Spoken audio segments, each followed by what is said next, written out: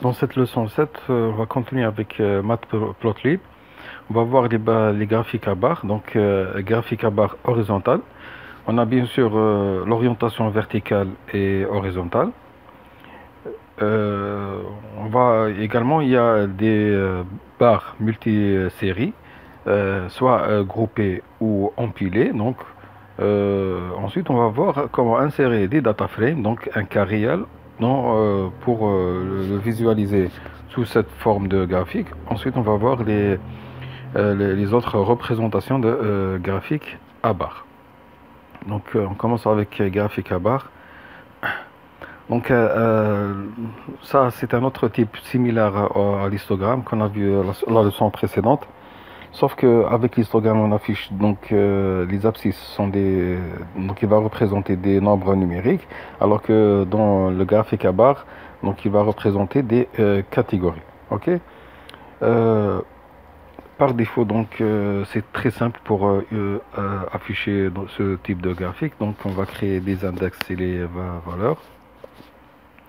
Donc ça c'est les abscisses et ça c'est les ordonnées. Ensuite on va directement faire appel à la fonction bar, cette fois-ci, bar. Et je vais passer les index donc, et les valeurs, donc abscisse et ordonnées. Et je vais mentionner par exemple la largeur 0,5. Voilà. Donc chaque partie est séparée par une autre d'après la catégorie. Donc la série 0, la série l'index 0, 1, 2, 3, etc. Donc, mais je peux par exemple remplacer, au lieu d'afficher les nombres numériques, remplacer par des labels, donc par du texte. Donc, deuxième exemple, je vais générer avec NumPy. Donc, bien sûr, j'importe NumPy. Je vais générer une liste de 0 à 5, à 4. Ça va concerner les abscisses. Les ordonnées, c'est value 1 de 5, donc avec la liste suivante. Je vais créer toujours la barre. Alors, je ne vais pas mentionner la largeur, donc il va prendre la largeur par défaut. Normalement, c'est 0,8, normalement. Et ensuite, avec bien sûr la fonction x type, tix, donc tix c'est graduation, je vais indiquer les index et pour chaque index généré avec NumPy, il va lier une étiquette qu'il va afficher dans le graphique. Voilà, de cette manière. Ok. En réalité, il existe de nombreuses autres étapes pour afficher le graphique. Donc, on va ajouter par exemple des informations sur le graphique. Donc, de cette façon, on n'a rien affiché comme par exemple option. Mais on peut ajouter des options dans le graphique. Par exemple, on va ajouter l'écart type. Sur la barre, donc sur chaque barre horizontale, à chaque barre.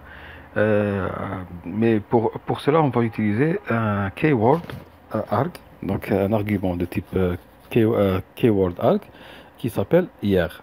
Y, ERR, ça veut dire Y error. Bon, ça veut dire erreur.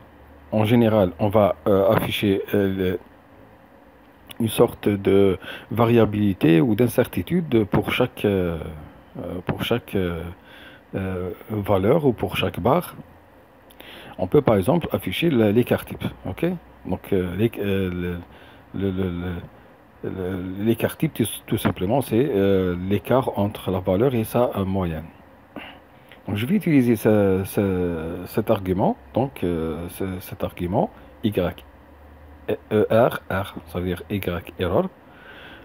Et bien sûr, je vais utiliser avec elle un autre argument qui est par exemple error keyword. Donc error keyword, ça c'est un dictionnaire qui va contenir par exemple la taille, la couleur, la taille de l'affichage, donc de l'argument à afficher, donc la valeur à afficher, cap size, donc la taille. Et bien sûr, je peux par exemple ajouter d'autres arguments pour les barres, donc alpha pour la transparence. Et bien sûr, je peux par exemple donner une couleur à chaque barre. Donc je vais faire ça à travers cet exemple. Donc, je vais générer bien sûr l'index de 0 à 4, comme on a déjà vu. Donc, value 1 sont les valeurs de y. Alors, je vais créer une variable qui contient une liste. Par exemple, ça, ce sont les écarts types pour chaque valeur. OK? Ça, c'est l'écart type pour chaque valeur de y. Hein? Ensuite, je vais donner un titre à notre graphique. Je vais lui donner le titre de bar chart. Ensuite, je vais créer bien sûr la barre, le graphique bar. Donc, j'utilise la fonction bar et je vais lui passer les propriétés, donc les arguments par défaut, l'index et donc les abscisses, les x et les y. Voilà, index et value 1. Ensuite, je vais bien sûr utiliser les keywords, donc par exemple pour afficher l'erreur d'incertitude, donc la valeur d'incertitude. Dans le cas, c'est l'écart type qui est que j'ai créé dans la liste que j'ai affectée à la variable std1. Ok. Donc ça, c'est la variabilité ou l'incertitude verticale des données, donc sur l'axe Y. Pour cette raison que je l'ai appelé Y error. Donc c'est l'incertitude sur l'axe Y. Donc peu importe, peut être une autre formule, d'autres valeurs. En tous les cas, je vais prendre l'écart type. Et je vais passer le dictionnaire hein, qui est toujours il est utilisé avec Y error. Donc pour, par exemple, choisir la couleur de l'affichage de ces erreurs, par exemple, la couleur et par exemple la taille. Donc je ferme le dictionnaire. Ensuite, je vais mentionner l'alpha, donc la transparence des barres, la transparence des barres, et le label, bien sûr, first. Ensuite, qu'est-ce que je vais faire? Je vais paramétrer les ticks, bien sûr, pour chaque index, une valeur dans index. Je vais afficher à la place du chiffre dans la variable index, je vais afficher une lettre A. Et bien sûr, puisque j'ai mentionné le label, donc je vais afficher une légende qui va utiliser le label que j'ai passé dans l'argument comme argument de la méthode bar.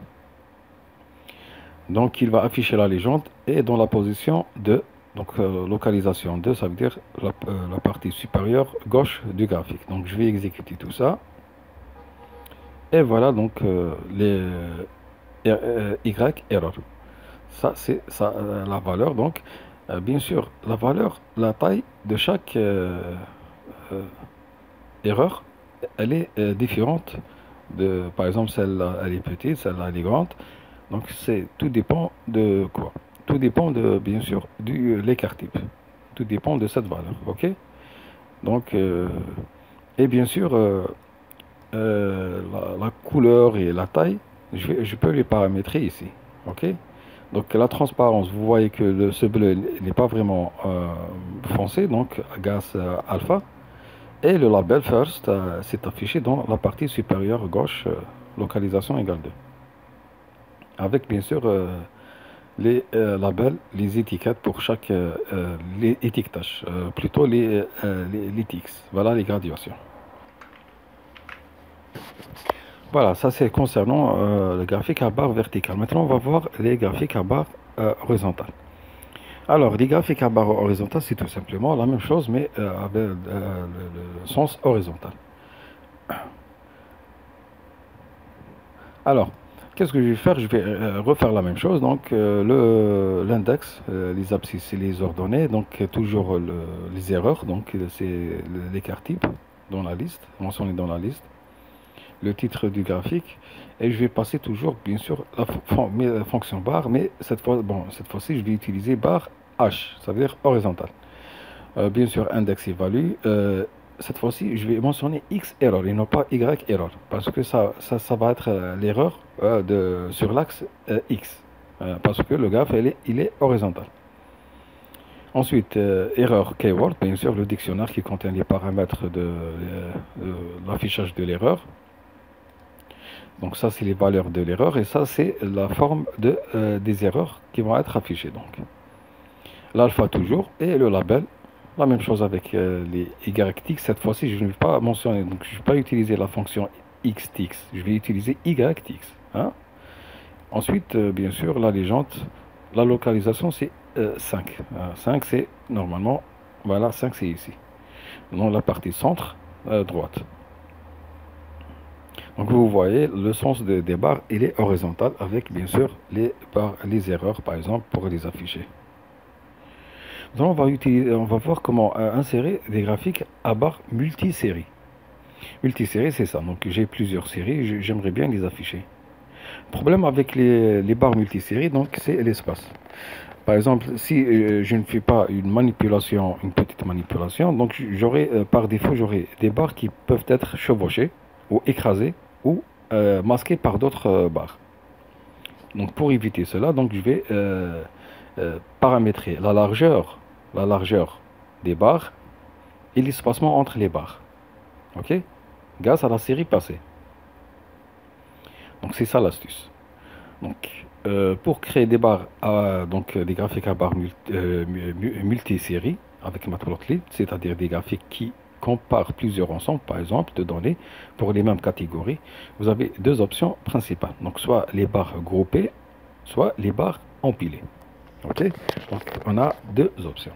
Les deux techniques permettent de visualiser la relation entre les séries de données. Voilà. Par exemple, ça c'est, par exemple, euh, les ventes, par exemple, la partie ouest de l'entreprise. Et ça, c'est la succursale, par exemple.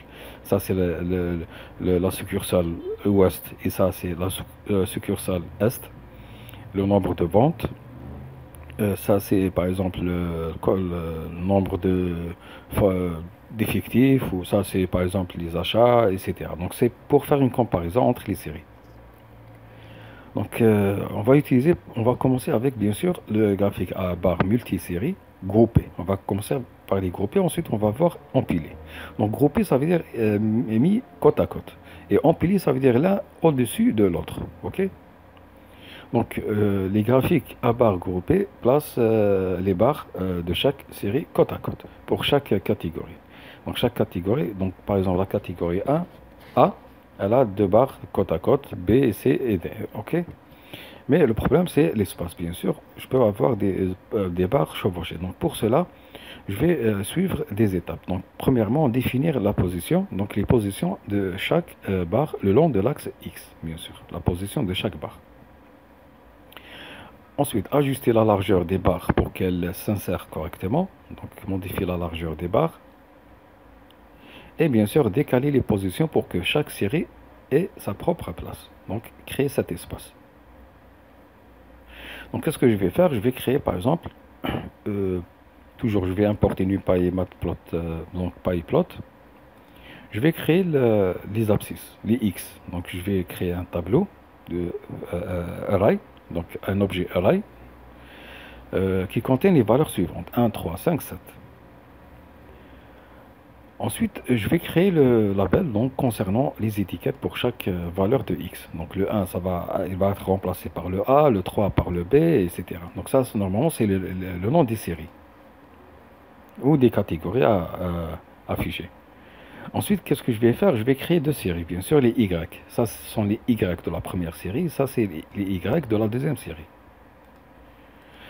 Là, cette variable, elle représente la largeur des barres. OK? Donc je vais mentionner, donc je vais choisir une largeur de 0,8 par exemple. Normalement par défaut c'est 0,8. Pour l'instant je ne sais pas est-ce que les barres vont être chevauchées ou bien affichées et bien séparées comme cet exemple. Donc qu'est-ce que je vais faire? Bien sûr je vais créer le titre du graphe avec la taille du texte, du titre. Et bien sûr les axes. Axes ça veut dire les limites de x, x. Le minimum de x et le maximum de x, et le minimum de y, maximum de y. Donc le maximum de x c'est 9 et le maximum de y c'est 7. Ensuite, je vais créer bien sûr les barres. Puisque j'ai deux séries à représenter, donc je vais créer deux graphiques barres. Le premier, il contient quoi? Il contient x comme valeur des x. Donc les abscisses c'est x. Et bien sûr, y c'est la série 1. Ensuite, la largeur des barres de cette série. Donc je vais utiliser W, ça veut dire 0,8. Et bien sûr, je vais mentionner la couleur et l'alpha, la transparence. Ok, donc je vais faire des choix. Par exemple, le color, c'est C, cyan, bleu, vert, bleu, voilà. Et l'alpha, c'est 0,5. C'est pas vraiment foncé, c'est un peu flou. Maintenant, vient vraiment la partie la plus importante, c'est la deuxième série. Alors, concernant la deuxième série, je dois tout simplement, alors je vais faire un zoom.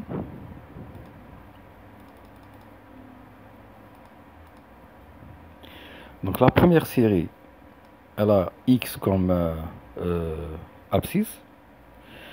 Donc X c'est ça. Mais la deuxième série, je dois la décaler par rapport à la première. Donc la première barre de la... Donc pour le premier graphique, la première barre c'est 1. Donc ce chiffre 1, il va être représenté par une barre. Ok? Donc une barre verticale. Je vais utiliser les barres verticales puisque j'ai pas mentionné le H ici. Donc j'ai mentionné que barre. Si j'écris barre H, ça veut dire le graphique va avoir le sens horizontal. Les barres vont avoir le sens horizontal et non pas vertical. Donc là, j'ai mentionné barre, ça veut dire vertical. Donc le premier élément, plutôt, le X, c'est ça. Ça, c'est Y. Donc je parle de ça. Le 1 de X. Donc le premier X, c'est 1. Va avoir, bien sûr, une largeur de 0,8. Ok? Pour la deuxième série, cette fois-ci, et bien sûr, la hauteur, c'est 1. La hauteur, c'est 1, jusqu'à Y. Maintenant, pour la deuxième série, si je mentionne X, sans le plus de W, si je mentionne X, qu'est-ce qu'il va prendre comme place? Il va prendre la place du premier 1 de la première série. Donc il va écraser la barre de la première série. Il va mettre une série qui va avoir la hauteur 3 pour Y.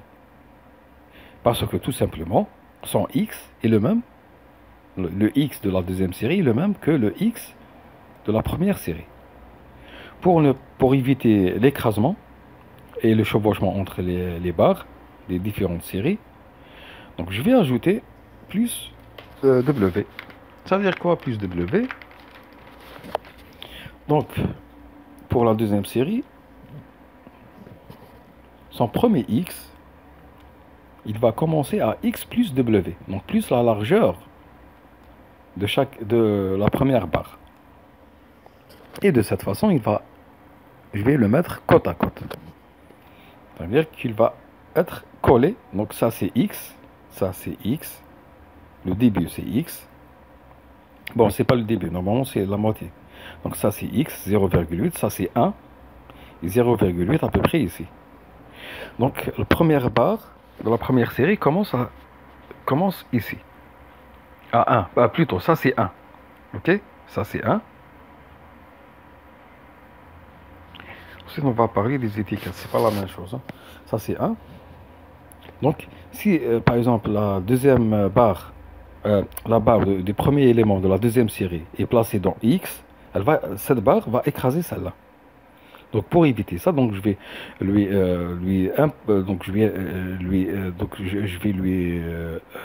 imposer, je vais la configurer pour qu'elle s'affiche à X, la position de celle-là, plus la largeur de celle-là. Donc elle va tomber juste à la fin de cette série. Ok? Et elle va être mise côte à côte. Donc les deux barres vont être mises côte à côte pour la première et la deuxième série dans la position X. La première position de X qui est 1 est remplacée bien sûr par A après, avec la commande XTX. Donc ça c'est la clé. Donc il faut bien configurer la largeur des barres.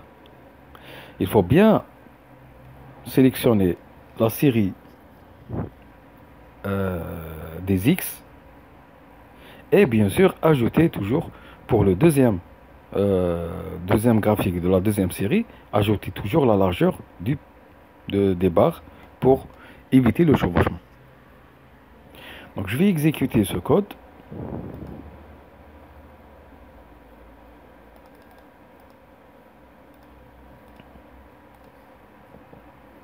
Et voilà le résultat. Voilà. Donc si par exemple je modifie la largeur, je vais mettre une largeur de par exemple 1,2. Chaque barre va avoir une largeur de 1,2. Le problème c'est que, bien sûr, la première série va chevaucher la deuxième série B à cet endroit. Et la deuxième va chevaucher la troisième dans cet endroit, etc. Donc il faut bien choisir la largeur des barres. Voilà, 0,8. J'aurai toujours un espace entre les séries. Voilà. Et bien sûr, choisir, bien sûr, bon, ça, les abscisses, je ne peux pas contrôler dans la majorité des cas, ok?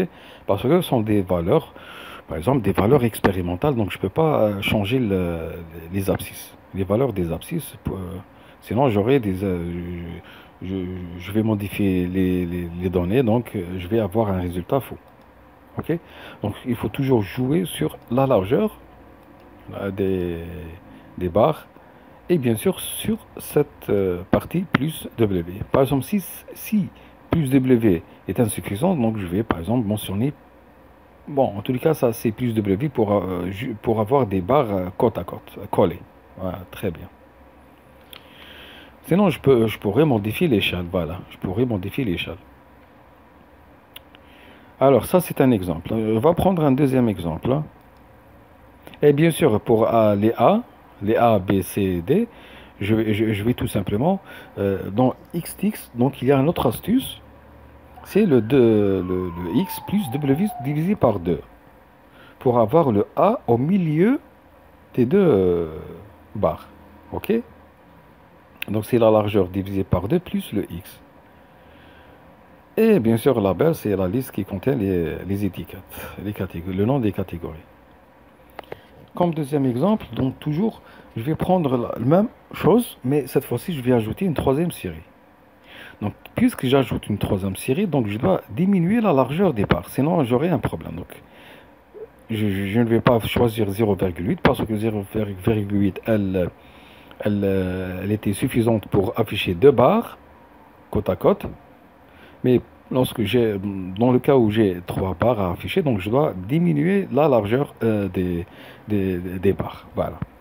Les X, c'est 1, 3, 5, 7. C'est toujours 1, 3, 5, 7. Et bien sûr, les Y, je vais mentionner Y3, donc c'est une nouvelle série. Alors là, qu'est-ce que je vais faire? Je dois répéter la fonction barre trois fois pour les trois tracés de barres. Donc les trois graphiques de type barre. Le premier graphique concerne la première série. Donc il prend X et série 1, la largeur et bien sûr la couleur et l'alpha. Maintenant pour la deuxième série, elle va être positionnée à X plus W, donc plus la largeur de la barre qui est 0,5. Et bien sûr, elle va prendre les Y comme série 2. Donc, alors, pour la troisième série, troisième graphique de la troisième série, elle doit être positionnée à X plus 2 fois W. Donc, deux fois la largeur. Voilà. Sinon, si je mentionne plus W directement, il va écraser la série 3 va écraser la série 2. Donc, pour éviter cet écrasement ou le chevauchement, donc je vais la positionner à X plus 2 fois la largeur. Voilà. Et ensuite, je vais lui passer les Y série 3 et la largeur, donc, et la couleur et l'alpha. Bien sûr, le label, ça change. Donc, la position du label, c'est pas X plus W sur 2. Ça, c'est concernant deux barres, deux séries. Mais lorsque j'ai trois séries, donc je vais directement faire X plus W. C'est juste pour avoir le label au milieu des séries. J'exécute ce code. Voilà, et voilà le résultat. Donc il faut bien choisir la largeur des barres, sinon j'aurai un chevauchement et un écrasement. Et voilà, le label, il est au milieu de la série. Très bien. Maintenant pour barres horizontales, donc ça ce sont les barres verticales, mais pour les barres horizontales, donc c'est la même chose. Il suffit juste d'ajouter, donc à la place de barre, je vais écrire barre H, et à la place de XTX pour les graduations, je vais mentionner YTX pour les graduations, pour les TX. À part ça, ça va rester la même chose, ok? C'est la même chose. Normalement, c'est la même chose, la largeur, le titre. Le début, le minimum et maximum pour chaque. Voilà. J'exécute. Voilà, et voilà le résultat. Voilà. Très bien. A, B, C, D, et les valeurs de Y. Et bien sûr, les barres horizontales. Maintenant, on va voir les graphiques à barres multiséries, donc groupés toujours avec, mais cette fois-ci, un data frame. Panda. Donc, on va voir un cas réel. Vous allez rencontrer dans la partie, donc dans le terrain. Donc, je vais importer PyPlot, NumPy et Panda, bien sûr. Je vais créer le data frame Panda. Le data frame va être créé à partir d'un dictionnaire. Le voici. Donc, dictionnaire contenant 3 séries.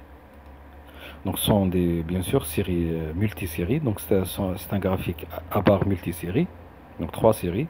Chaque série a des valeurs. Ensuite, je vais créer le data frame. Je vais lui passer le dictionnaire et bien sûr les index, les étiquettes pour les colonnes. J'ai fait exprès de créer des séries, donc des étiquettes longues pour voir l'option rotation. Ensuite, je vais créer le graphique. Il contient, bon, pour créer un graphique de type barre à partir d'un data frame, donc je ne vais pas utiliser la fonction barre. Donc je vais utiliser la fonction plot de PyPlot. Ok. Plutôt la fonction plot de Panda. Parce que je vais l'appliquer sur un data frame. Donc ça c'est plot de Panda. Comme argument, je vais lui passer l'argument le plus important, c'est kind, genre. Kind, je vais mentionner bar. Donc pour afficher un graphique de type bar. Donc xlabel égale classe, donc ça c'est l'étiquette de x, le titre de l'axe x des abscisses, et ça c'est le titre de l'axe des ordonnées y. Et bien sûr je vais mentionner rot, ça c'est optionnel, en cas où vous avez par exemple les étiquettes de x prennent beaucoup de place. Donc pour éviter l'écrasement ou le chevauchement entre les étiquettes de x pour chaque graduation, donc je vais les incliner à 25 degrés. J'exécute. Et voilà le résultat. Donc, vous voyez, ils sont inclinés de 25 degrés. Bien sûr, la légende. Et bien sûr, il a automatiquement calculé la largeur et l'espacement pour éviter l'écrasement ou le chevauchement. Ça, c'est valu l'étiquette des ordonnées et des abscisses grâce aux options xlabel et ylabel. En tous les cas, tout le calcul a été fait automatiquement avec la fonction plot. OK? Donc, la bibliothèque Matplot permet également de représenter directement un objet data frame contenant les résultats de l'analyse des données sous forme de graphique à barre. Et même ici, elle le fait rapidement, directement et automatiquement. Il suffit d'utiliser la fonction plot appliquée à l'objet data frame et de spécifier bien sûr le keyword appelé kind, donc le plus important pour dire que j'aimerais bien afficher un graphique de type barre. Toutefois, par exemple, pour avoir un meilleur contrôle, donc on va utiliser d'autres, par exemple, je vais utiliser, on peut extraire des portions du data frame sous forme de tableau NumPy et l'utiliser.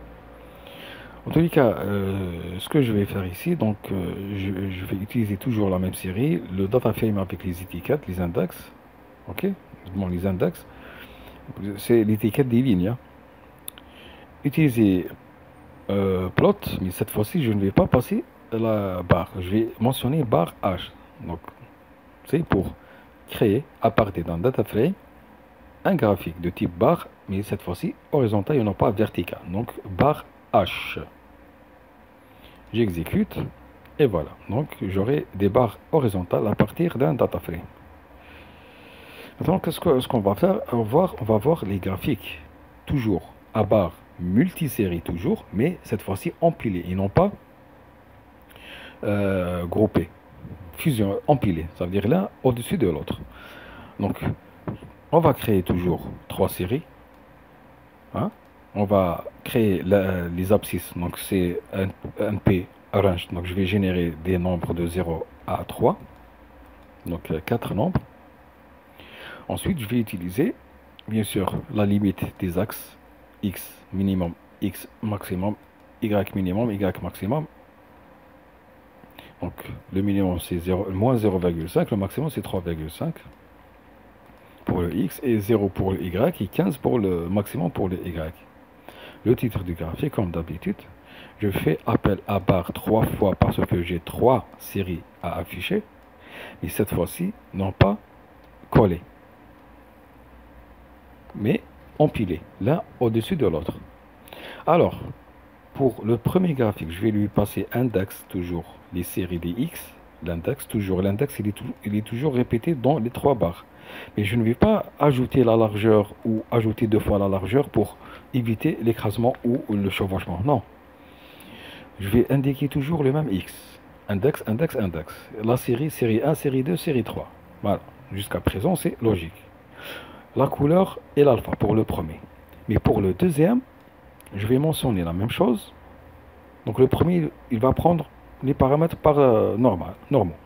Donc l'index, la série, la couleur, l'alpha, ça c'est optionnel, hein. J'aurais pu arrêter ici.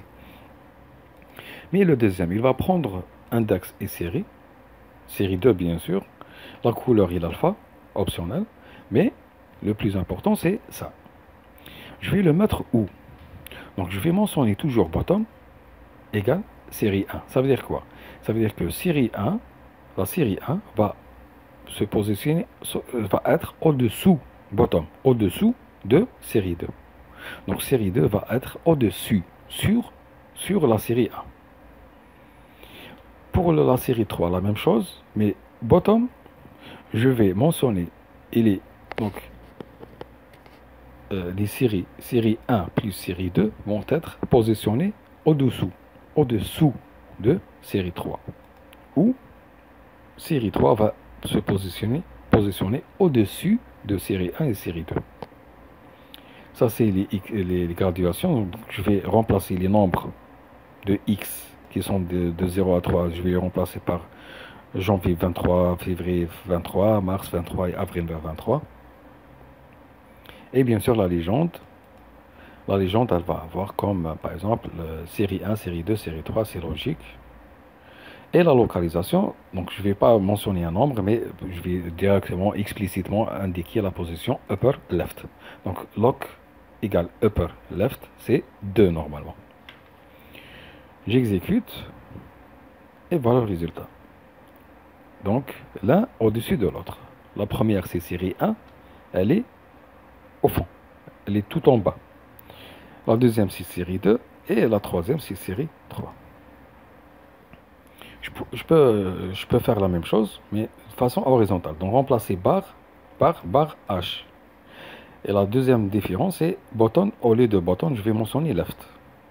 Ça veut dire celle qui se trouve à droite, c'est série 1, ensuite vient série 2, ensuite vient série 3. Donc série 3, c'est à droite, série 1, c'est à gauche, et au milieu, c'est série 2.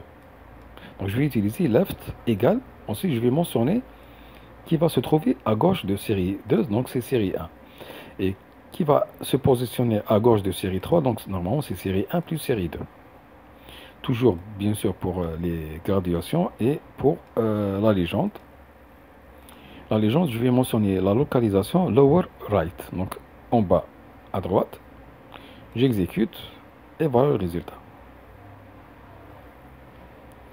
Alors maintenant, je vais faire créer un graphique à barre toujours multisérie, toujours empilé, mais cette fois-ci avec un data frame pendant, comme pour les graphiques multisérie groupés avec data frame pendant.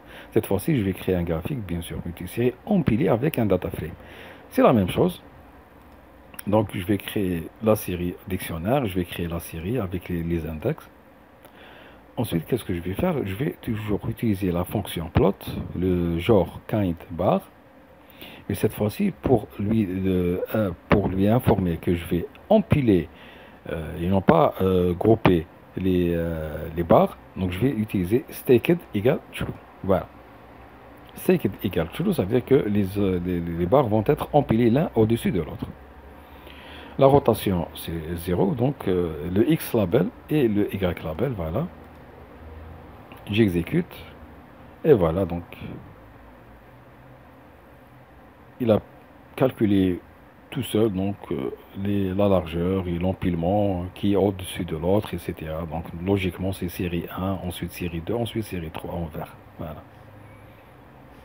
Alors maintenant, on va voir des graphiques à barres avec d'autres formats. Par exemple, des fois, on aimerait bien comparer deux séries. Au lieu de les mettre côte à côte ou l'un au-dessus de l'autre, on aimerait bien les mettre en juxtaposition, en pas genre de projection. Le milieu, c'est ça. Ça, c'est la série 1. Et ça, en bleu, c'est la série 2. De cette façon, je peux, par exemple, comparer les deux séries très facilement. Pour faire ça, donc, on va utiliser une fonction spéciale. Donc, c'est tout simplement autre chose. On va utiliser, bien sûr, on va voir comment afficher la valeur des Y, la valeur des Y sur chaque barre. Alors, on va créer, bien sûr, on va aller X, où ça c'est les deux séries Y. Donc, le plus important, c'est ça. Donc, c'est le miroir. On dirait le miroir. Donc, je vais mentionner la fonction Y_lim, ok? Et je vais indiquer les limitations de Y, donc verticalement. Ça va partir de moins 7 jusqu'à 7. Donc, de moins 7 jusqu'à 7.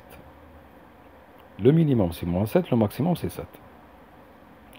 Ensuite, qu'est-ce que je vais faire? Je vais créer, bien sûr, un graphique de type barre. Ça, face color, la couleur des barres. L'alpha, normal. Bon, je vais lui passer x0. Mais le Y1, pour la première série, je vais mentionner Y1. Ça veut dire plus Y1. Donc, elle va prendre la partie positive. Donc, elle va être au-dessus de 0.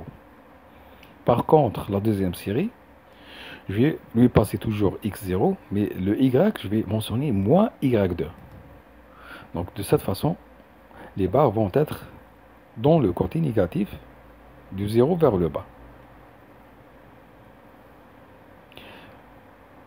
Alors, les X-Tix, donc j'aurai pas de graduation de X. Et pour la grille, je vais afficher la grille, true, voilà, la grille. Maintenant, pour afficher les valeurs de chaque barre, la valeur de Y de chaque barre, je vais utiliser une boucle.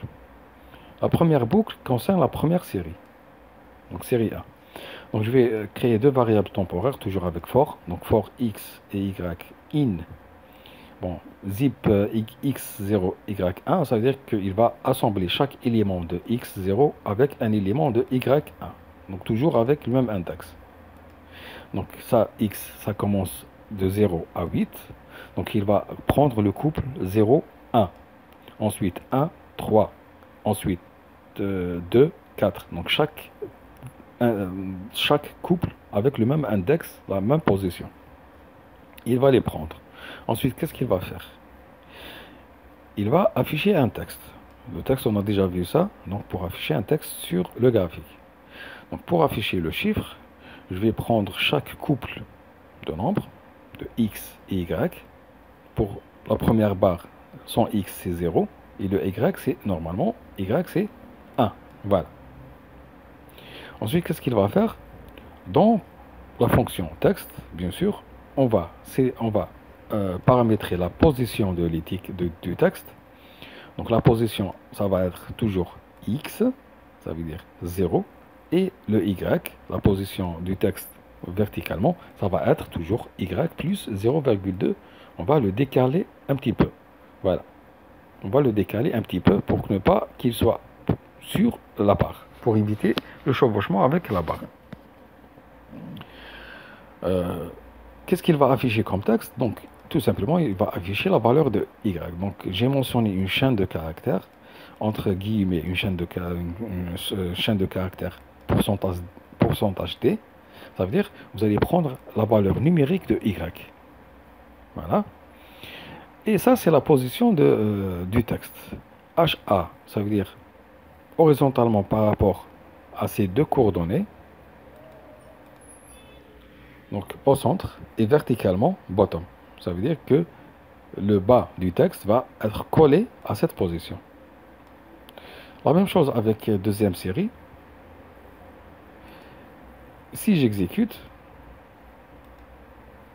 voilà, donc j'aurai les valeurs à cette position. Pour la deuxième série, donc il suffit juste pour sélectionner la position, donc normalement, par exemple le 1, va prendre le Y, ça veut dire le 1, donc moins 1, moins 0,2. Donc il va additionner les deux, il va prendre le signe moins. Donc pour positionner le 1 au-dessous de la barre. Donc si je fais par exemple, je fais ça y moins 0,2. Donc non pas moins y moins 0,2, normalement le 1 va augmenter, donc va s'élever un petit peu, il va chevaucher avec la barre et ça c'est pas souhaitable. Voilà le résultat. Donc c'est du n'importe quoi. Donc pour éviter ça, donc je vais mentionner moins y moins 0,2 pour faire l'addition entre les valeurs absolues des deux nombres. Ensuite, il va prendre bien sûr le signe des deux nombres. Donc c'est le moins. De cette façon, il va être positionné au-dessous. Mais pour la première série, je vais faire une addition entre les deux. Voilà, entre les deux. Voilà, pour être au-dessus de la barre. Voilà, ça c'est juste pour afficher les valeurs de Y sur chaque barre.